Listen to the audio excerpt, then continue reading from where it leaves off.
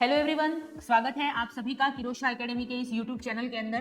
तो चलिए हम लोग आज इंपॉर्टेंट बात करने वाले हैं। तो नॉर्सेट 8 का जो फॉर्म है वो आपने फिल करना शुरू कर दिया होगा, तो उसके रिलेटेड कुछ इंपॉर्टेंट इन्फॉर्मेशन हम लोग यहाँ पर देखने वाले हैं, जिससे कि आप बच सकते हैं, अपने फॉर्म आपका रिजेक्ट ना हो, आपका प्रॉपर सबमिशन हो। उसके लिए हम लोग यहाँ पर इस वीडियो के अंदर बात करने वाले हैं। तो चलिए स्टार्ट करते हैं वीडियो को। आपको वीडियो को बिना स्किप किए पूरा देखना है। तो चलिए शुरू करते हैं कि नॉर्सेट 8 का फॉर्म जो आप भर रहे हैं या जिन्होंने नहीं भरा है, भरने वाले हैं, उनके लिए ये इन्फॉर्मेशन है। तो नॉर्सेट 8 नर्सिंग ऑफिसर की वैकेंसीज है। तो वैकेंसी के बारे में हम लोग देखते हैं। यहाँ पर टोटल पोस्ट कितनी है, तो यहाँ पे देखिए दे रखा है टोटल इसकी जो पोस्ट है वो 1794 पोस्ट है। बहुत ही अच्छी पोस्ट आई है आप लोगों के लिए। तो आपको ये ध्यान रखना है कि टोटल पोस्ट कितनी है ये पता होना चाहिए आपको, प्लस सैलरी कितनी रहेगी। तो सेंट्रल गवर्नमेंट की जॉब है, आप सभी जानते हैं, सैलरी बहुत ज्यादा अच्छी होती है इसकी।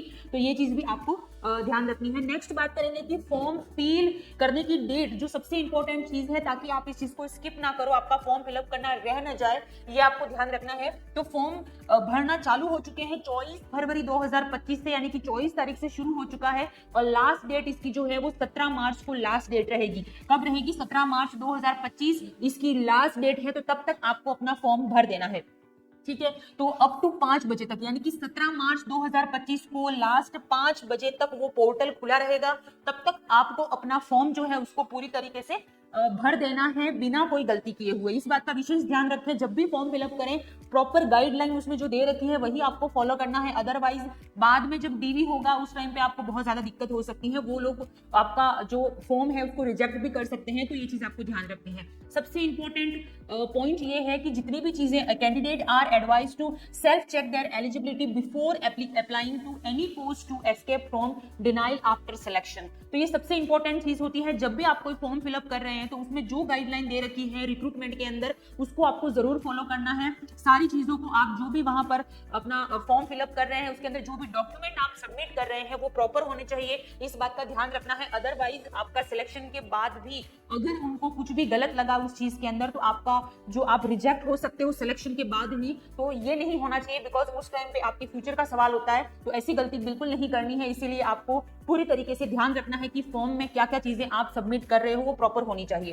क्लियर? Next, correction. अगर आपने फॉर्म भर दिया, ठीक है, सबसे इंपॉर्टेंट चीज एक और याद रखनी है आपको कि आप जब फॉर्म फिलअप करेंगे उसके बाद के अंदर जो एप्लीकेशन फॉर्म है, ठीक है, एप्लीकेशन फॉर्म जो होता है उसकी और आप फीस जो पे करेंगे, फीस पे, इन दोनों की कॉपी जो है वो आपके पास होनी चाहिए। ठीक है, कॉपी आपके पास रखनी है, बिकॉज सिलेक्शन आपका होता है उस टाइम पे ये कॉपी आपसे मांगी जाती है। इसीलिए इस चीज का ध्यान रखना है। जो फॉर्म आप फिल कर रहे हैं उसका एप्लीकेशन फॉर्म और पे जो फीस कर रहे हैं उसकी कॉपी जो है वो आपके पास जरूर होनी चाहिए।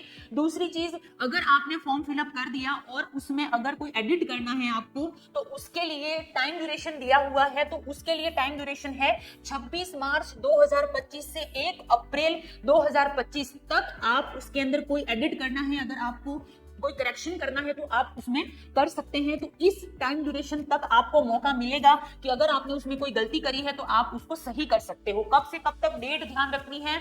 26 मार्च से लगाकर 1 अप्रैल तक आपको करेक्शन करने का मौका भी दिया जाएगा, जिसके अंदर आपको करेक्ट कर लेना है। इस टाइम ड्यूरेशन के बाद में, एक बार सबमिट हो जाने के बाद में आप कुछ नहीं कर सकते हो। ये चीज आपको विशेष रूप से ध्यान रखनी है। नेक्स्ट आपको क्या ध्यान रखना है कि categories from SC ST to you unreserved OBC EWS can not be corrected once registration fees are submitted. यानी कि ध्यान रखना, कोई भी कैटेगरी के कैंडिडेट हो, SC ST general OBC EWS, आपका रजिस्ट्रेशन फीस सबमिट होने के बाद में आप कोई करेक्शन नहीं कर पाएंगे। इस चीज का ध्यान रखना है। इसीलिए जो करेक्शन का टाइम ड्यूरेशन है उसको ध्यान रखना है। अगर कोई गलती हो जाती है तो 26 मार्च से आप 1 अप्रैल तक उसको करेक्ट कर लीजिए। एक बार आपने फीस पे कर दी, रजिस्ट्रेशन कंप्लीट हो गया, उसके बाद आप उस वापस से कुछ नहीं कर पाओगे, वो सबमिट हो गया, उसके बाद में आप लोग वापस से करेक्ट नहीं कर पाओगे। Candidate will be cancelled in case of found incorrect information at any stage of the recruitment। Recruitment में लिखा हुआ है कि अगर किसी भी स्टेज के अंदर, चाहे आपने रजिस्ट्रेशन फॉर्म फिलअप किया है, आपके नाम में आपका कोई भी आप जो सर्टिफिकेट लगा रहे हैं कैटेगरी का, उसके अंदर किसी भी तरह से कुछ भी गलत हुआ तो आपका जो रिक्रूटमेंट है उसी वहां पे कैंसिल करने का अधिकार जो है वो उनके पास है। तो ये चीज आपको ध्यान रखनी है, कोई गलती नहीं करनी है किसी भी इंफॉर्मेशन के अंदर। इस बात का विशेष रूप से आप लोगों को ध्यान रखना है।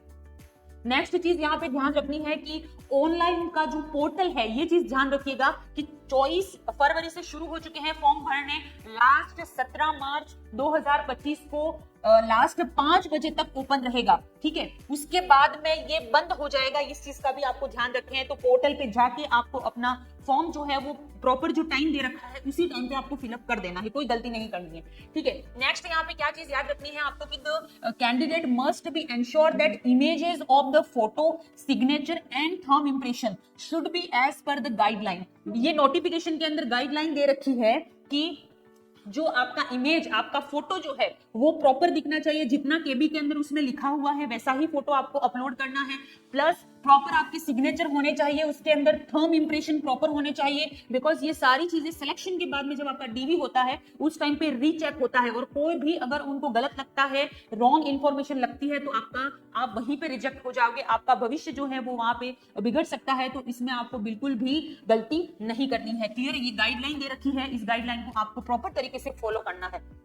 नेक्स्ट है यहाँ पे no objection certificate from the present employer, ठीक है। तो जो स्टेट गवर्नमेंट के अंदर है या सेंट्रल गवर्नमेंट में है उनका एनओसी लगेगा, जो प्राइवेट सेक्टर के अंदर है उनके लिए एनओसी नहीं है, क्लियर है। तो ये आपको ध्यान रखना है, एनओसी आपका फॉर्म भरने से पहले ही आपको लेकर आना है, आपको भरना पड़ेगा उसके अंदर।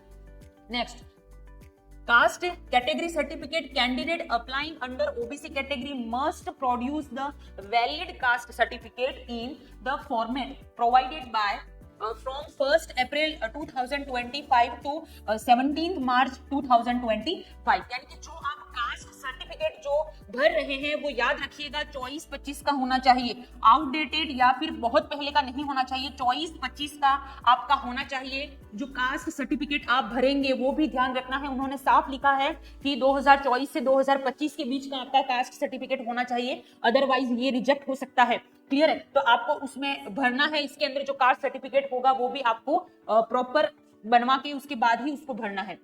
नेक्स्ट चीज आपको ध्यान रखनी है, all candidate are advise to obtain required valid category certificate, बिल्कुल वैलिड होना चाहिए, कोई फेक चीज उसके अंदर ना लगाएं, अदरवाइज डीवी के टाइम पे आपको बहुत ज्यादा दिक्कत हो सकती है, इसीलिए बिल्कुल ही करेक्ट फॉर्म भरना है, फेक कुछ भी सर्टिफिकेट आप ना भरें, ये आपके लिए बेहतर होगा, क्लियर है। Advance to avoid cancellation of candidate at any stage of the recruitment process, क्या किसी भी स्टेज के अंदर आपको अगर उस प्रोसेस को प्रॉपर तरीके से फॉलो करना है, अगर आपको रिजेक्शन से बचना है तो इस गाइडलाइन को आप फॉलो करें।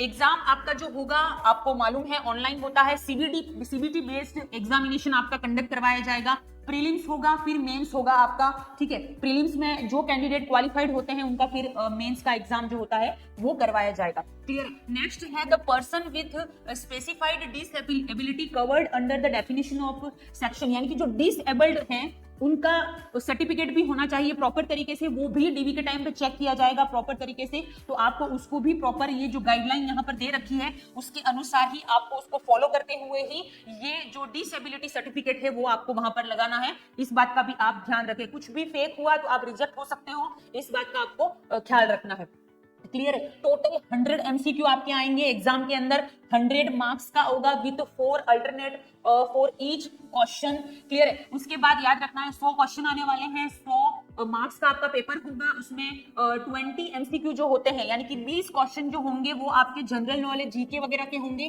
बाकी 80 जो एमसीक्यू आपके रहेंगे वो नर्सिंग का जो सिलेबस है आपका उससे रिलेटेड होगा, क्लियर है। तो ये चीज आपको प्रॉपर तरीके से ध्यान रखनी है, आपकी 80 + 20 यानी कि टोटल 100 एमसीक्यू आपके आने वाले हैं, इस बात का आपको विशेष रूप से ध्यान रखना है, क्लियर है। इसके अलावा यहाँ पर नेगेटिव मार्किंग भी है, इसका भी आपको ध्यान रखना है, क्लियर है। नेगेटिव मार्किंग याद रखना, कुछ बच्चे बोल रहे थे कि 1/4 नेगेटिव मार्किंग है, लेकिन ध्यान रखना है 1/3 नेगेटिव मार्किंग है, इस बात को ध्यान रखना है कि नेगेटिव मार्किंग 1/4 नहीं है, 1/3 नेगेटिव मार्किंग है, क्लियर है।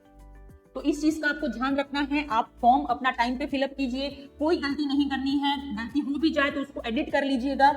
1 अप्रैल तक का आपके पास टाइम ड्यूरेशन रहेगा, एक बार रजिस्ट्रेशन फीस आपने भर दी, सबमिट हो गया, उसके बाद में आप कुछ नहीं कर सकते हो, इस चीज का ध्यान रखना है, और कुछ भी फेक सर्टिफिकेट आपको नहीं लगाना है, अदरवाइज आप रिजेक्ट हो सकते हो, क्लियर है। तो ये चीज आपको ध्यान रखनी है, और भी ज्यादा इन्फॉर्मेशन के लिए इस चैनल को सब्सक्राइब कर लीजिए, और नेक्स्ट जो भी इन्फॉर्मेशन होगी वो आपको इसी चैनल पे प्रोवाइड करवाई जाएगी। तब तक के लिए आप अपना फॉर्म भरिए प्रॉपर तरीके से। Thank you so much.